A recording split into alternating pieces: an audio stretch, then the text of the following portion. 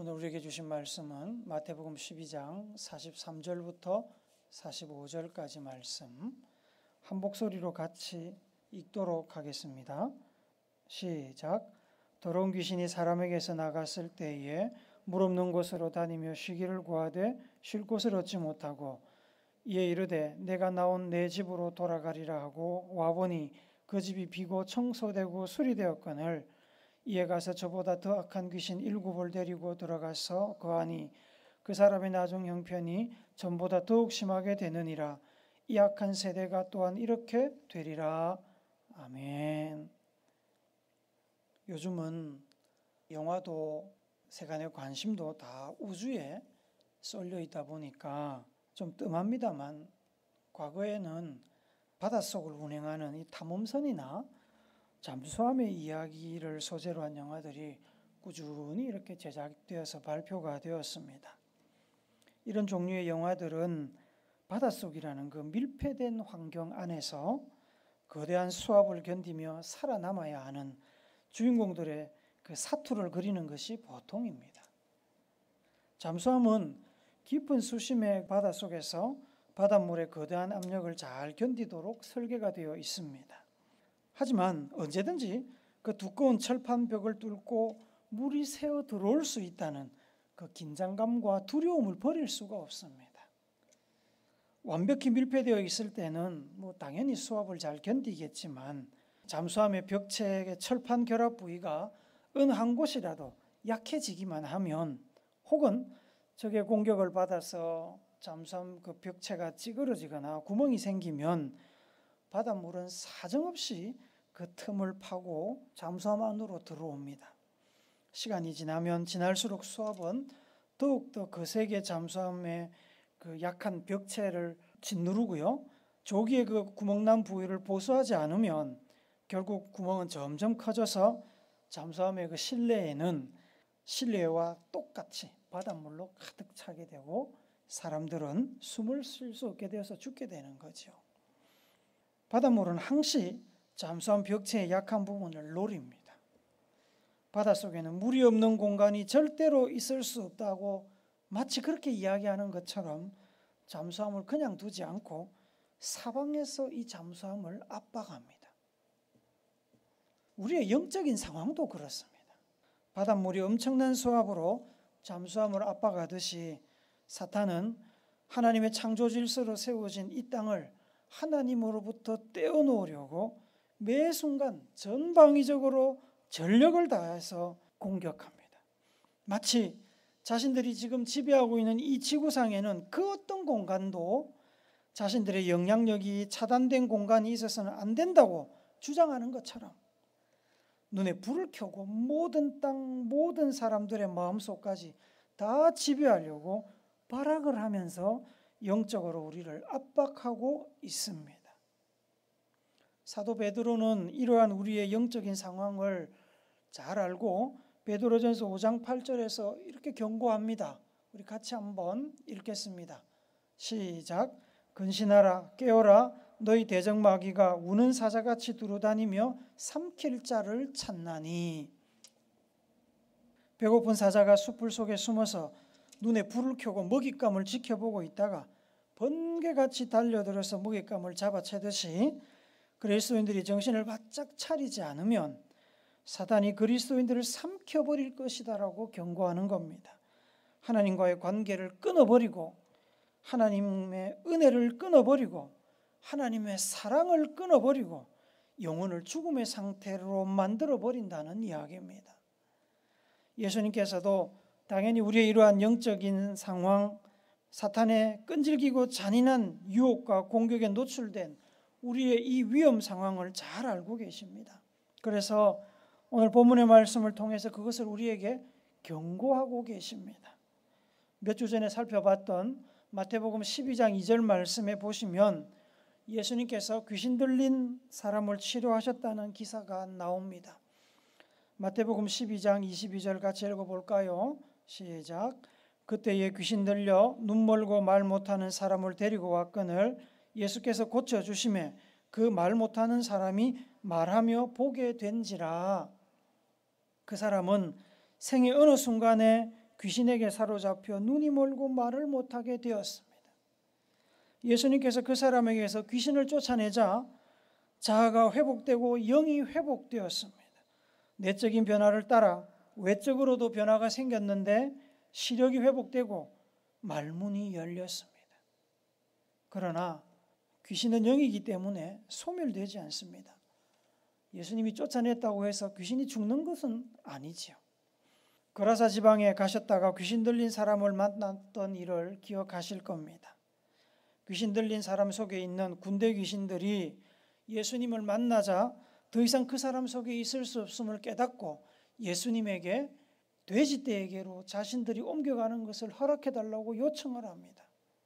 예수님께서 허락하시자 귀신들이 돼지떼에게로 몰려갔고 그 돼지들은 벼랑으로 달려가서 물에 빠져 다 죽었습니다.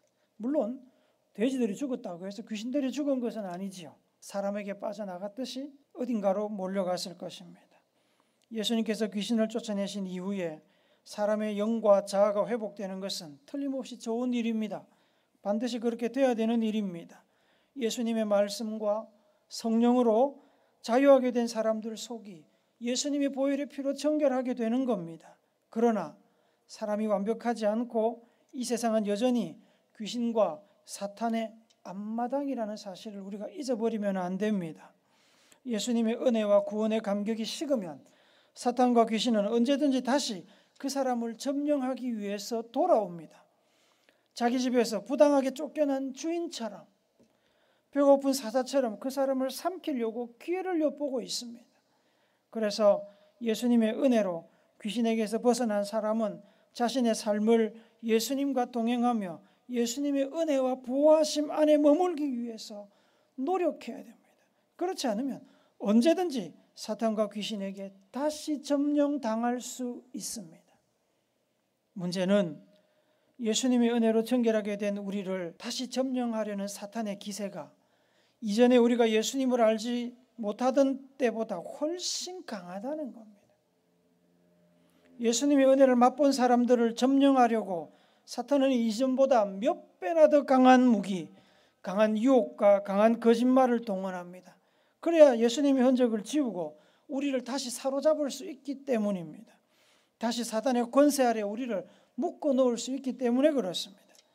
그러한 이유로 예수님께서는 우리 안에서 벌어지는 이러한 영적인 전쟁에 대하여 45절 말씀에 보면 그 사람의 나중 형편이 전보다 더욱 심해질 수 있다고 이야기합니다. 45절 한 번 더 읽읍시다. 시작. 이에 가서 저보다 더 악한 귀신 7을 데리고 들어가서 거하니 그 사람의 나중 형편이 전보다 더욱 심하게 되느니라. 이 악한 세대가 또한 이렇게 되리라. 사도 베드로도 같은 경고를 하고 있는데 베드로후서 2장 20절 말씀을 한번 봅시다. 같이 읽습니다. 시작. 만일 그들이 우리 주 대신 구주 예수 그리스도를 알므로 세상의 더러움을 피한 후에 다시 그 중에 얽매이고 지면 그 나중 형편이 처음보다 더 심하리니, 사단의 공격이 더 심해지기 때문에 귀신 하나가 나갔다가 귀신 7을 데리고 돌아오기 때문에 영적인 싸움에서 밀리면 우리의 형편과 처지는 과거보다 더 악화된다고 경고하는 겁니다. 그래서 교회를 다니다가 교회를 안 다니는 사람, 예수를 믿다가 그만둔 사람들이 교회에 대하여, 진리에 대하여 더 악한 태도를 보이는 게 그렇습니다. 그런데 우리 안에 일어나는 이러한 영적인 전쟁은 단지 한 개인의 내면, 개인의 영적인 삶에서만 일어나는 것은 아닙니다. 인류 전체에도 같은 경향이 나타납니다. 예수님께서는 45절에서 이 악한 세대가 또한 이렇게 되리라고 아까 말씀하셨죠. 이 악한 세대가 이렇게 되리라. 이 악한 세대라고 예수님께서 언급하시는 것은 예수님 당시 예수님께서 머물고 있으시던 그 세대, 그 나라, 그 시대의 사람들을 이야기합니다. 예수님이 이야기하시는 악한 세대는 예수님을 거부하고 배척하는 당대 유대인들을 말합니다만 동시에 예수님을 배척하고 멀리하는, 예수님의 진리의 복음을 배척하고 멀리하는 인류 전체에 대한 경고이기도 합니다. 하나님의 아들이 유대 땅에 오셨습니다. 예수님께서 가시는 곳마다 귀신은 물러가고 질병은 치료되었습니다. 진리의 영이 비치는 곳에 어둠은 물러가고 진리의 영이 머무는 동안에 그 땅은 밝은 땅이 되는 겁니다. 진리가 다스리는 땅이 되는 겁니다. 유대 땅에 오신 예수님께서 유대 땅을 진리의 빛으로 비추셨고 귀신은 힘을 쓰지 못했습니다. 귀신은 물 없는 곳으로 쫓겨났습니다. 여기서 물 없는 곳이란 광야를 의미합니다. 상징적인 의미입니다. 광야는 사람이 살기 힘든 곳이지요. 그래서 예수님도 특별한 일이 없으면 광야를 방문하지 않으십니다. 예수님은 사람들과 함께 계셨기 때문에 귀신들은 사람들을 피해서 사람과 함께 계신 예수님을 피해서 광야와 같은 곳으로 갈 수밖에 없다는 이야기입니다. 예수님께서 잠시 유대 땅을 깨끗하게 하셨다고 해서 영구적으로 그 상태가 유지되지는 않습니다. 사탄은 전열을 재정비하고 다시 사람들을 공격할 것입니다. 다시 유대 땅을 점령하기 위해서 더 강한 힘과 유혹과 거짓과 술수를 동원할 겁니다. 예수님을 영접하고 예수님의 은혜 안에 있는다면 이야기가 달라지겠지만 그렇지 않으면 어떻게 되겠습니까? 유대인들은 사탄의 유혹에 넘어갈 것입니다. 진리와 구원의 복음을 받기 전으로 돌아갈 것인데 실상은 오히려 더 악화될 것입니다. 예수님의 맛을 본 사람들을 억압하고 사로잡기 위해서 사단의 공격이 더 강렬해지기 때문입니다. 진리의 맛, 자유의 맛, 은혜의 맛을 본 사람들은 언제고 힘들고 어려우면 예수님께 돌아가려고 합니다. 그러니 사탄이 그들로 하여금 예수님의 맛을 다시 기억하지 못하도록 더 독한 약을 쓰려고 하는 것은 당연한 이야기입니다. 더 강한 돈의 맛, 더 강한 성적인 쾌락, 더 재미있는 게임, 더 황홀한 과학기술 혹은 전쟁과 나라의 패망과 같은 극단적인 어려움 등을 동원해서 사단은 자신이 할 수 있는 모든 자원을 총동원해서 이미 예수님의 맛을 본 사람들을 현혹하고 방해하고 죽이려고 합니다. 그런 일은 복음이 전해지는 곳 어디에서나 일어나는 일들입니다. 예루살렘에 양의 문이라는 문이 있었습니다. 그 문 곁에는 베데스다라는 연못이 있었습니다. 지도에 나오는데 지도에는 양의 문이 나오지 않습니다. 정확하게 양의 문이 어느 쪽 문인지 명확하지 않습니다. 하여튼 양의 문이 있고 그 양의 문 옆에 베데스다 연못으로 추정되는 위치가 지금 저곳입니다. 그 연못 주변에는 많은 병자들이 진을 치고 있었습니다. 천사들이 가끔 그 연못에 내려오는 것으로 알려졌는데 천사들이 내려오면 물이 움직입니다. 그때 연못에 들어가면 병을 고칠 수 있다는 전설이 있었습니다. 그 전설을 믿고 수많은 병자들이 그 연못 주변에서 상시 기다리고 있었습니다. 예수님께서 그곳에 가셨다가 38년 동안 병으로 고생하고 있던 사람을 치료하셨습니다. 그 사람은 치료함을 받고 자리를 떴고요. 나중에 성전에서 예수님과 다시 만나게 됩니다. 다시 예수님을 만났을 때 예수님께서는 그 치료받은 회복된 병자에게 이렇게 말씀하십니다. 요한복음 5장 14절 말씀 우리 같이 봅니다. 시작. 그 후에 예수께서 성전에서 그 사람을 만나 이르시되 보라 내가 나았으니 더 심한 것이 생기지 않게 다시는 죄를 범하지 말라 하시니 예수님께서는 치료받은 사람에게 더 심한 것이 생기지 않게 다시는 죄를 범하지 말라고 경고하십니다. 치료받았으니 이제까지 하고 싶어도 하지 못했던 그 마음껏 즐기면서 행복하게 살아라 이렇게 이야기하지 않으셨습니다. 더 심한 것이 생기지 않게 다시는 죄를 범하지 말라. 왜 그런 말씀하셨습니까? 육신도 육신이지만 예수님께서는 그 사람의 영적인 상태를 염려해서 그런 말씀을 하신 겁니다. 왜요? 지금은 예수님께 치료받아서 기분이 좋고 막 예수님이 최고로 보이고 예수님을 따라갈 것 같지만 곧 그 감격도 식어버리고 은혜도 식어버리고 예수님이 눈앞에서 사라지고 나면 그의 영적인 상태도 다시 가라앉게 되고 사단 마귀가 그를 공격하게 될 것이기 때문에 그렇습니다. 그래서 죄를 짓지 않도록 조심해라 경고하고 계시는 겁니다. 오늘날에도 우리는 예수님을 만나는 경험을 합니다.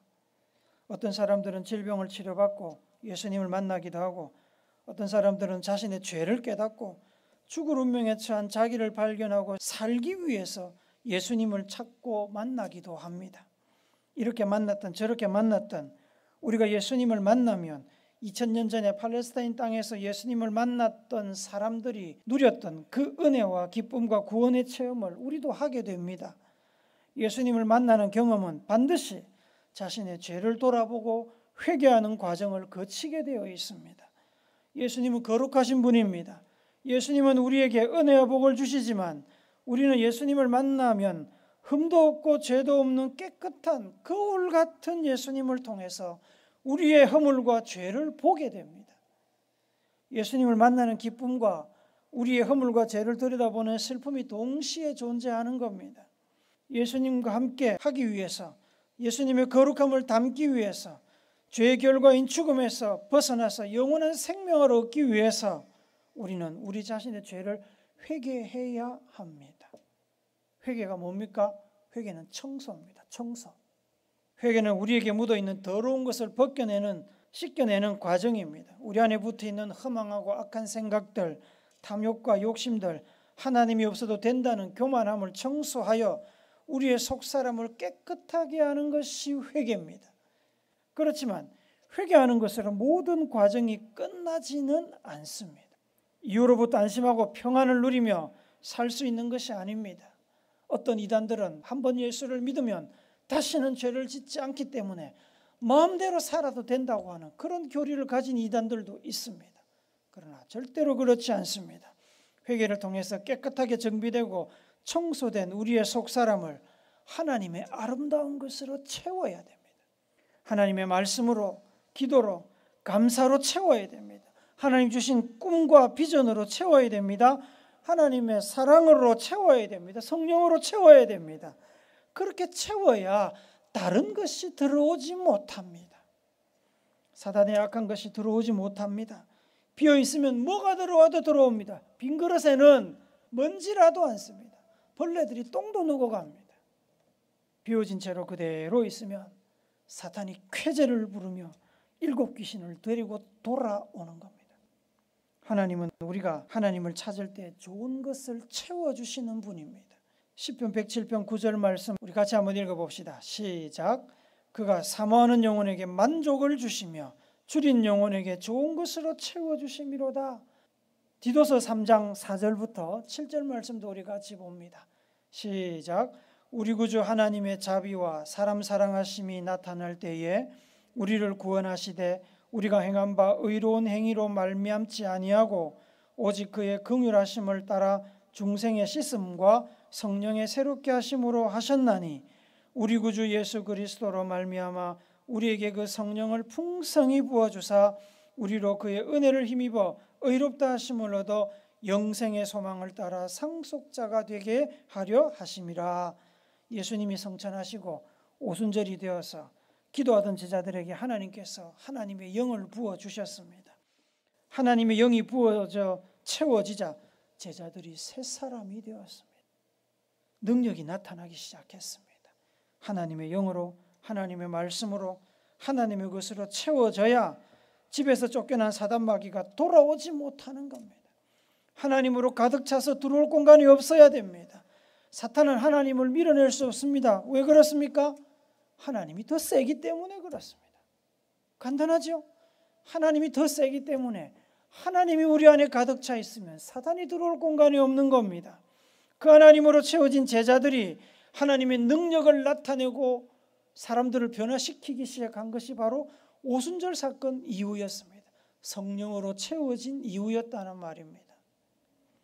예수님을 만났다고, 회개했다고 모든 절차가 끝난 것이 아닙니다.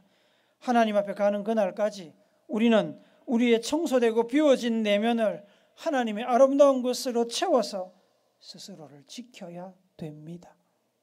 하나님의 아름다운 것을 사모하며 줄인 영혼에게 하나님은 채워주십니다. 각종 좋은 것으로 성령으로 채워주십니다. 그러므로 채우기 위해서 우리는 무엇을 해야 되겠습니까? 다 알지요? 기도해야 됩니다. 찬양해야 됩니다. 예배의 자리, 은혜의 자리 참여해야 됩니다. 하나님의 은혜와 능력과 보호하시는 손길을 구해야 됩니다. 날마다 말씀을 읽고 말씀의 능력을 의지해야 됩니다. 자신을 쳐서 말씀에 복종시켜야 됩니다. 좋은 것을 얻고 유지하기 위해서 필요한 대가를 지불해야 됩니다. 자동으로 되는 일이 없습니다. 저절로 되지 않습니다.